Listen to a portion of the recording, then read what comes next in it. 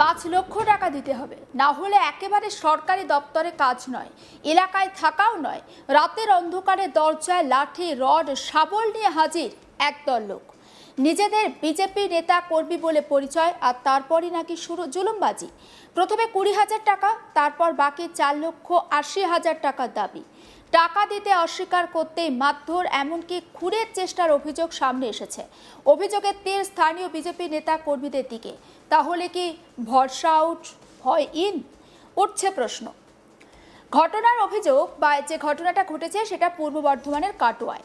অভিযোগকারী সুজন ঘোষ, তিনি পানুহাটের আদর্শ পল্লীর বাসিন্দা। তার বাড়ির কাছে ভূমি ও ভূমি সংস্কার দপ্তর। স্থানীয় সূত্রে খবর যে সরকারি জায়গায় তার একটি দোকান রয়েছে। পাশাপাশি অনলাইনে বিভিন্ন কাজের সঙ্গে যুক্ত থাকার পাশাপাশি সংশ্লিষ্ট সরকারি দপ্তরে তিনি মুহুরির কাজও করেন। সুজন ঘোষের অভিযোগ যে বৃহস্পতিবার রাত 11:30 নাগাদ কয়েকজন তার বাড়িতে চড়াও হন। তাদের হাতে ছিল লাঠি, রড, শাবল সহ বিভিন্ন জিনিস। অভিযোগ যে নিজেদের বিজেপি নেতার কর্মী বলে তারা পরিচয় দেন।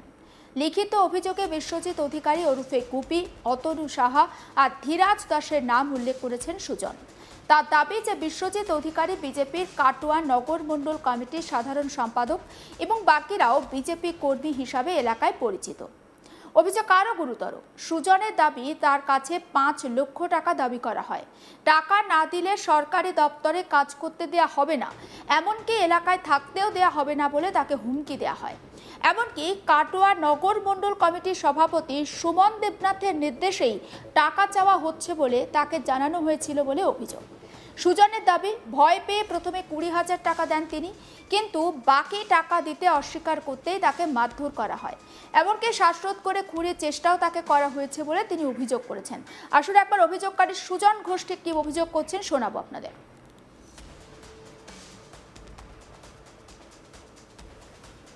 ঘটনাটা কি? ওই গত 26/6/2026 তারিখে ওই আমাকে নগর অফিসে ডেকে পাঠানো হয়, বিজেপি নগর অফিসে কাটোয়াতে। এবং আমি গত 15 বছর ধরে বিএলআর অফিসে ল ক্লার্কের হয়ে মোহরির কাজ করি এবং আমার একটি ছোট প্রতিষ্ঠান আছে। এবং ওই প্রতিষ্ঠানে ব্যবসা করতে গেলে নগর অফিস থেকে বলা হয় 5 লক্ষ টাকা দিতে হবে। কে বললো?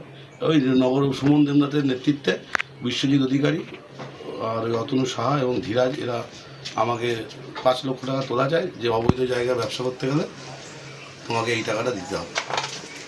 দিয়ে আমি দিতে অস্বীকার করি। গতকাল রাতে ওরা আমার বাড়ির সামনে আসে এবং আমার উপর চড়াও হয় এবং আমি 20,000 টাকা ভয়ে ভীতিতে দিই, কিন্তু পরবর্তীকালে দিতে অস্বীকার করায় ওরা আমাকে দলবল নিয়ে মারার চেষ্টা করে এবং আমার প্রহার করে, চট থাবড় মারে।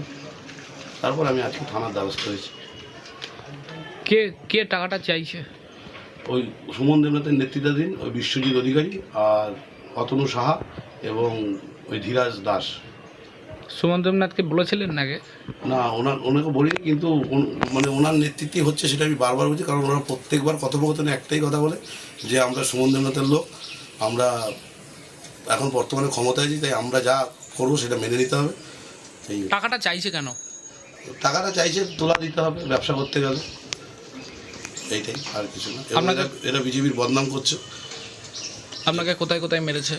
আমাকে প্রথম ভিডিও ফুটেজ আছে, আমাকে চট থাপড় মেরেছে।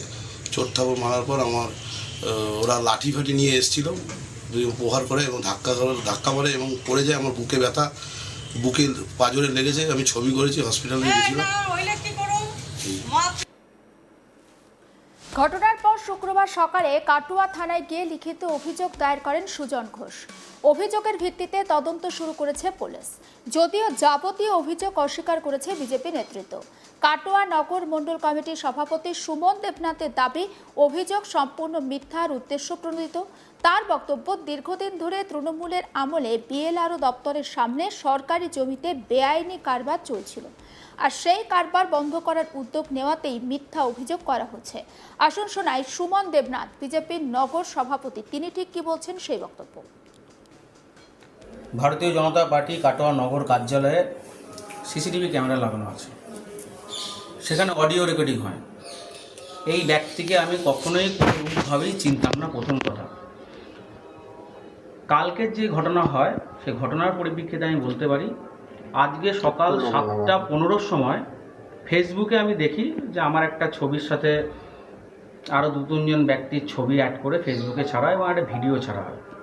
তো তখন আমি আমার দলীয় কার্যকর্তাদেরই উদ্দেশ্যে তখন আমি বলি, ফোন করি যে ব্যাপারটা কি হয়েছে না হয়েছে। তখনই আমি জানতে পারি যে ইনি আমার দলীয় কার্যকর্তার সম্বন্ধে বিভিন্ন জায়গায় মিথ্যা একটা কথাবার্তা গত 1 মাস ধরে 11 নম্বর ওয়ার্ড কাটোয়া শহরে বলে বেড়াচ্ছিল। তার প্রমাণস্বরূপ আমাদের কাছে ভিডিও আছে, আপনারা চাইলে আমি এক্ষুনি দেখাতে পারি। আর সর্বপ্রথম আমি সুজন ঘোষ ব্যক্তির উদ্দেশ্যে আমি বলতে চাই, যদিও আমি হাইলাইটেড করতে চাই না, ওনার পেছনে কে বা কারা আছে, কি করাতে চাইছে সেটা আমরা জানি।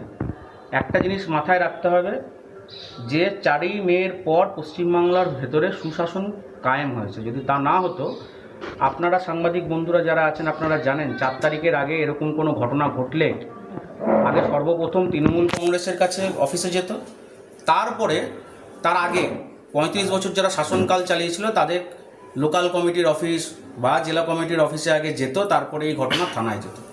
পশ্চিমবাংলায় বিজেপির ক্ষমতায় এসছে বলে এখন যে কেউ থানায় গিয়ে কমপ্লেন করতে পারে, কিন্তু ওনার উদ্দেশ্যে একটা কথা বলি, প্রমাণস্বরূপ কথা বলতে হবে।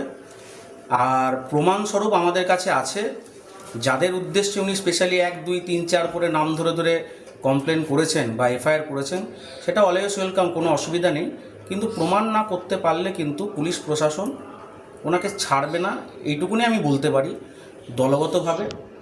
এবং আমি আরেকটা জিনিস বলতে পারি, কাটোয়া নগরের সভাপতি হিসেবে ভারতীয় জনতা পার্টি পশ্চিমবাংলার বুকে এবং কাটোয়ার বুকে কোনো বিজেপির কর্মী যারা 29 তারিখের এই ভোট করিয়েছে পশ্চিমবাংলার বুকে, তারা কেউ তোলাবাজির সঙ্গে যুক্ত, এটা আমরা বিশ্বাসী নই এবং বিশ্বাস করি না। 4 তারিখের সময় থেকে যারা অতি বিজেপি হয়েছে, কাটোয়ার বুকে কে কে আছে আমরা জানি, আমাদের নাম আছে, জেলায় আমরা পাঠিয়েছি, রাজ্যে আমরা পাঠিয়েছি, তাদের এগেনস্টে অ্যাকশন হবে, কোনো অসুবিধা নেই।